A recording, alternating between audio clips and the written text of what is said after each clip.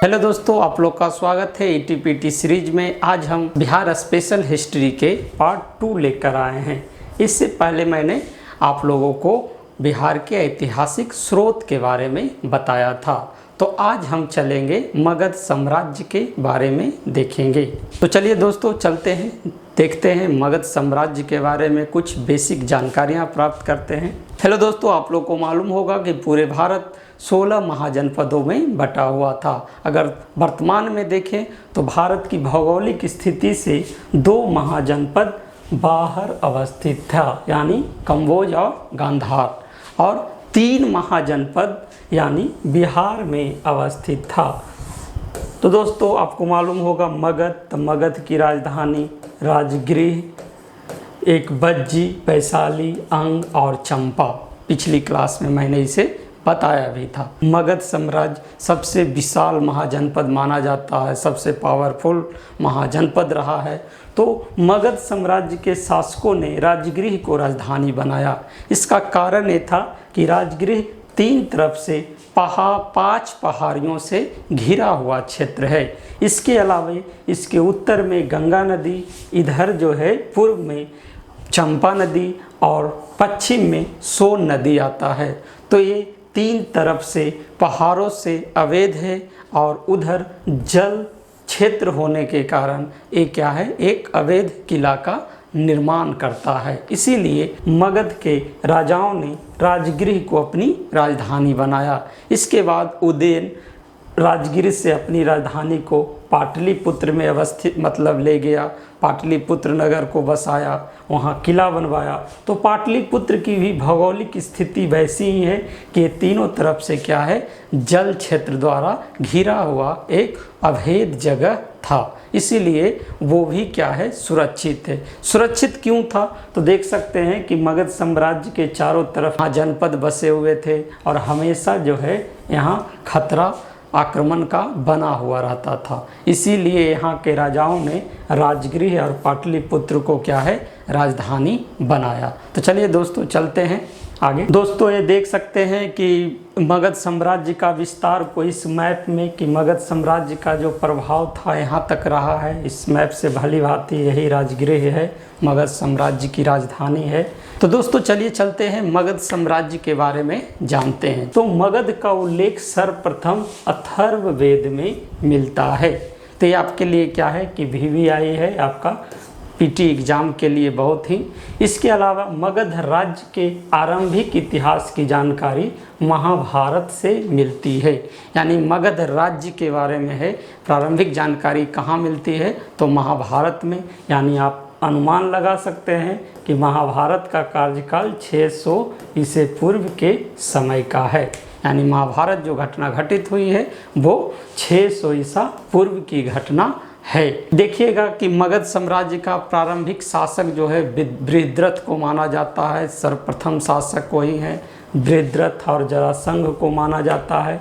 मगध के शासक जरासंध का उल्लेख महाभारत में मिलता है, जिसे भीम ने द्वंद्व युद्ध में पराजित किया था। आजकल महाभारत चल भी रहा है, आप भीम का द्वंद्व युद्ध को देखे होंगे। यहाँ भीम ने द्वंद्व युद्ध में जरासंध को मारा था। जरासंध का ये देखिए ये अखाड़ा है, आज भी आप देख सकते हैं इसे। राजगृह जाते हैं तो ये अखाड़ा का क्या है, एक पर्यटन स्थल है। तो आज हम बात करेंगे सर्वप्रथम हर्यक वंश के बारे में। हर्यक वंश का संस्थापक जो है बिंबिसार था और इसने अपनी राजधानी राजगृह को बनाया। इसके बाद इसके पुत्र जो हैं वो अजातशत्रु हैं। इन्होंने अपने पिता को क्या है, हत्या करके गद्दी पर बैठा। हालांकि जैन मत इससे सहमत नहीं है। इसके बाद उदयन आता है, जिसने पाटलिपुत्र नगर की स्थापना की, वहाँ किले का निर्माण करवाया। तो ये था हर्यक वंश। इसके बाद शिशुनाग वंश है, इसने अपनी राजधानी वैशाली को बनाया। शिशुनाग इसके संस्थापक हैं। कालाशोक या काकवर्ण जो हैं इसके एक बहुत ही प्रसिद्ध क्या है, शासक रहे हैं। इसने फिर अपनी राजधानी वैशाली से पाटलिपुत्र में ले आया। इसके बाद जो है तीसरा नंद वंश है, इसके संस्थापक महानंदिन को माना जाता है। एक शूद्र जो है महापदम नंद इसकी हत्या करके गद्दी पर बैठता है। इसका जो है एक और फेमस जो है घनानंद शासक हुआ है। ये सिकंदर के समकालीन है, तो इसकी विस्तृत चर्चा हम आगे देखेंगे। तो अब हम बात करेंगे हर्यक वंश के बारे में। तो दोस्तों हर्यक वंश को पितृहंता वंश कहा जाता। क्यों? तो यहाँ जो आगे आने वाले शासक हैं अपने पिता की हत्या करके गद्दी पर बैठते हैं, इसीलिए इसे पितृहंता वंश भी कहा जाता है। ये आपका इम्पोर्टेंट है, एग्जाम में पूछ सकता है। इसका जो कार्यकाल है वो 544 से 412 ईस्वी पूर्व माना जाता है। इसके जो संस्थापक हैं वो बिंबिसार को माना जाता है। बिंबिसार का कार्यकाल 544 से 492 ईसा पूर्व माना जाता है। बिंबिसार की खासियत क्या है? तो बुद्ध का समकालीन है। जैन ग्रंथ में इसे श्रोणिक भी कहा गया है। बिंबिसार ने 3 विवाह किए। विवाह करने के पीछे राजनीतिक कारण थे, क्योंकि मगध जो है बहुत ही महाजनपदों से घिरा हुआ प्रदेश है। हमेशा वहाँ पर क्या है, आक्रमण का खतरा बना हुआ रहता था। तो बिंबिसार ने एक रणनीति के तहत 3 विवाह किए, जिसमें पहला कौशल राज की पुत्री व प्रसेनजित की बहन महाकौशल से की। दूसरा जो है लिच्छवी राजकुमारी चेल्लन्ना से की। इसी का पुत्र अजातशत्रु हुआ। तीसरा जो है पंजाब के भद्र कुल के प्रधान की पुत्री क्षेमा से शादी किया। तो बिंबिसार ने 3 शादी किया। पहला महाकौशल, जो कौशल राज की पुत्री व प्रसेनजित की बहन थी। दूसरी लिच्छवी राजकुमारी चेल्लन्ना, जिसका पुत्र कौन हुआ? अजातशत्रु। और तीसरा पंजाब के भद्र कुल के प्रधान की पुत्री क्षेमा से किया। तो देखिए ये 3 शादी की, आपसे एग्जाम में पूछा जाता है ये सब, तो ये ध्यान रखना आपको है। अवंती के राजा चंद्रप्रघोत से इनकी क्या है कि ये दोनों युद्ध करते हैं। युद्ध निर्णायक होता है। युद्ध के बाद मैत्री होती है और इस चंद्रप्रघोत को पीलिया रोग हो जाता है। तो बिंबिसार ने अपना राजवैद्य जीवक को उनकी सेवा में भेजा था। जीवक के बारे में और आप जान सकते हैं कि ये लिच्छवी जो जगह है वैशाली, वहाँ एक आम्रपाली नाम की नर्तकी रहती थी, उसी पुत्र है जीवक। इसको तक्षशिला महाविद्यालय बिंबिसार ने राजवैद्य सीखने के लिए, पढ़ने के लिए भेजा था। तो देखिएगा जीवक जो है आम्रपाली का बेटा है, इसे राजवैद्य का दर्जा दिया गया। ये चंद्रप्रघोत को पीलिया रोग के लिए बिंबिसार ने भेजा था। और दूसरा इनके बारे में भी आप जानते होंगे कि ये बुद्ध का भी सेवा किया है। गौतम बुद्ध की सेवा भी जीवक द्वारा किया गया है। तो ये था आपका बिंबिसार। अब हम चलते हैं इसके दूसरे महाराजा यानी दूसरे राजा अजातशत्रु के बारे में देखते हैं। तो अजातशत्रु, तो इसका कार्यकाल 492 से 460 ईसा पूर्व माना जाता है। पिता का हत्यारा भी कहा जाता है, लेकिन जैन स्रोत इससे सहमत नहीं है। लेकिन आपको हिस्ट्री में क्या है कि बहुत ही कन्फ्यूजन रहता है, तो आप मान कर चलेंगे कि इसे पिता का हत्यारा कहा जाता है। इसके शासनकाल के 8वें वर्ष में बुद्ध को महापरिनिर्वाण प्राप्त हुआ। इसके अलावा इसने राजगृह में स्तूप का निर्माण करवाया और राजगृह की सप्तपर्णी गुफा में प्रथम बौद्ध संगीति का आयोजन भी करवाया। तो ये आपके एग्जाम में पूछा जाता है कि प्रथम बौद्ध संगीति का आयोजन किसने करवाया? तो अजातशत्रु ने करवाया। इसने कौशल नरेश प्रसेनजित को पराजित किया और उसकी पुत्री बजीरा से विवाह किया। इसके अलावा जो है इसने लिच्छवियों में फूट डालने का षड्यंत्र किया। यानी भगवती सूत्र के अनुसार कहना है कि अजातशत्रु ने लिच्छवी को पराजित करने के लिए उसने फूट डालो का नियम अपनाया और उन्हें परास्त भी किया। राजगीर की सुरक्षा हेतु किलेबंदी का भी इसके द्वारा निर्माण कराया गया। तो ये अजातशत्रु हैं, ठीक है। इसके बाद चलते हैं हम, इसका शासनकाल 460 से 444 ईसा पूर्व रहा है।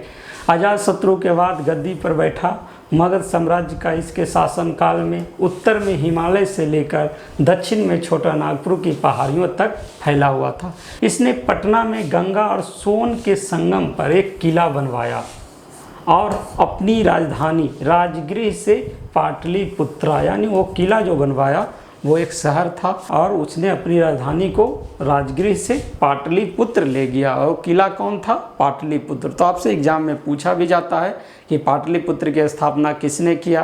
तो उदयन ने किया। पाटलिपुत्र को सर्वप्रथम अपनी राजधानी किसने बनाया? तो उदयन ने बनाया। तो ये कुछ जो है आपके लिए इम्पोर्टेंट तथ्य यहाँ देखने को मिलेंगे। इसके अलावा दोस्तों देखते हैं तो अंतिम शासक नागदशक रहा है। जनता ने इन पितृहंताओं को शासन से उतारकर शिशुनाग नामक क्या है एक योग्य अमात्य को राजा बनाया। इसकी हत्या कर दी जाती है और शिशुनाग को क्या है राजा बनाया जाता। वो क्या है इनके अमात्य थे। आगे शिशुनाग ने क्या किया? एक नया वंश शिशुनाग वंश की ही स्थापना करता है। तो दोस्तों ये शिशुनाग वंश हैं, ये 412 से 344 ईसा पूर्व इसका शासनकाल रहा है। संस्थापक शिशुनाग को माना जाता है। इसने अपनी राजधानी वैशाली स्थानांतरित किया। कालाशोक अगले शासक हैं जिन्हें काकवर्ण भी कहा जाता है। इनका कार्यकाल 394 से 366 ईस्वी पूर्व रहा है। इसने अपनी राजधानी पुनः कहाँ यानी वैशाली नहीं रहकर पाटलिपुत्र स्थानांतरित कर लिया और इसके बाद पाटलिपुत्र ही मगध की राजधानी रही। तो यहाँ एक विशेषता क्या है कि कालाशोक ने अपनी राजधानी वैशाली से पाटलिपुत्र किया और उसके बाद मगध साम्राज्य का राजधानी जो है सदा के लिए क्या है जितने भी शासक आए सब पाटलिपुत्र को ही बनाए रखा। इसके अलावा क्या है कि इसके शासनकाल में वैशाली में द्वितीय बौद्ध संहिता का आयोजन हुआ। अंतिम शासक नंदीवर्धन था। तो ये भी आपके लिए याद रखने का है। तो याद रखिएगा अ का अक यानी आकाक आ से आजाद शत्रु पहला, दूसरा कालाशोक, तीसरा आपका जो है अशोक के शासनकाल में और चौथा कनिष्क के शासनकाल में। तो चारों बौद्ध संहिता है, आप इसे याद रख सकते हैं। दोस्तों इसके बाद चलते हैं अंतिम जो वंश है नंद वंश। तो इसका कार्यकाल 344 से 324 या 23 ईसा पूर्व रहा है। थोड़ा कन्फ्यूजन रहा है यानी आप याद रखिएगा 324 या 323। इसके संस्थापक जो हैं महानंदिन को माना जाता है। लेकिन क्या है कि इसका वध एक शूद्रदासी पुत्र ने कर दिया जो महापद्म नंद था। और ये क्या है कि इसका वध करके क्या है कि गद्दी पर बैठा और ये पूरे मगध साम्राज्य का सबसे शक्तिशाली शासक इसको माना जाता है महापद्म नंद। तो ये 344 से 322 ईसा पूर्व इसका कार्यकाल रहा है। इसने एक राट की उपाधि, तो ये भी आपके लिए एग्जाम में पूछा जाता है रेलवे एसएससी में कि किस मगध का किस शासक ने एक राट की उपाधि धारण किया था। तो यही महापद्म नंद था। यह संपूर्ण मगध साम्राज्य का सबसे शक्तिशाली शासक था। इसने प्रथम बार कलिंग की विजय की और वहाँ एक क्या है नहर भी खुदवाया जिसका उल्लेख खारवेल के हाथी गुम्फा अभिलेख में मिलता है। तो आपको मालूम एक चीज़ ये भी है कि हाथी गुम्फा अभिलेख जो है किसने तो खारवेल ने बनवाया था। आपको मालूम होना चाहिए, मतलब एग्जाम में पूछता है। और इसी में क्या है इसी अभिलेख में मिलता है कि इसने एक जैन प्रतिमा को वहाँ से उठाकर अपने यहाँ लाया था। तो इसी हाथी गुम्फा अभिलेख में ये भी वर्णन है। एक और आपको एग्जाम में आता होगा व्याकरणाचार्य पाणिनि जो अष्टाध्यायी लिखे हैं व्याकरण ग्रंथ हैं। तो इसी के मित्र माने जाते हैं, इसी के समय यानी समकालीन रहे हैं। पुराणों में इसे सर्व छत्रांतक की उपाधि दी गई है। देखिएगा कि ये शूद्र पुत्र रहा है। तो ये क्या है कि जितने भी क्षत्रिय हैं उसका एक क्या है वध किया है, इसीलिए पुराणों में इसे सर्व छत्रांतक की उपाधि दी गई है। इसके बाद दोस्तों अगला जो है घनानंद हुए हैं जो सिकंदर का समकालीन माना जाता है। यूनानी में इसे अग्रमीज भी कहा गया है। तो ये भी आप याद रखिएगा अग्रमीज किसको कहा जाता है तो घनानंद को कहा जाता है। ये नंद वंश का अंतिम शासक था जिसे चंद्रगुप्त मौर्य ने चाणक्य की मदद से हत्या कर मौर्य वंश की स्थापना किया। ये क्या है कि बहुत अत्याचार करता है अपने जनता पर। चाणक्य के साथ भी कुछ अत्याचार इसके द्वारा किया गया। तो चाणक्य ने चंद्रगुप्त मौर्य की सहायता की और इसकी हत्या कर चंद्रगुप्त मौर्य ने मौर्य वंश की स्थापना की। नंद शासक जो हैं जैन मत के क्या हैं, पोषक रहे हैं। इनके शासनकाल में स्थूलभद्र जो हैं बहुत बड़े क्या हैं, विद्वान रहे हैं, जैन अमात्य रहे हैं। तो ये भी देखिएगा आगे जो है मौर्य वंश में क्या है, इनका भी स्थान रहता है। यूनानी स्रोतों के अनुसार नंदों की सेना में 6000 हाथी थे, यानी मगध साम्राज्य का सबसे बड़ा सेना इसी के पास है। इसको देखिएगा तो सबसे ज़्यादा हाथी रखने वाला जो है यही शासक नंद वंश रहा है, 6000 हाथी रहा है। ठीक है, इसके अलावा एक और तथ्य जो है, बिंबिसार जो है मगध साम्राज्य ही नहीं कहिए, मतलब भारत का पहला शासक है जिसने अस्थाई सेना अपने पास रखा था। तो ये दोस्तों था मगध साम्राज्य। आप आशा है आप लोग समझ चुके होंगे। आगे मैं फिर इसका अगला जो है मौर्य वंश लेकर आऊँगा। तो दोस्तों चलते हैं, धन्यवाद।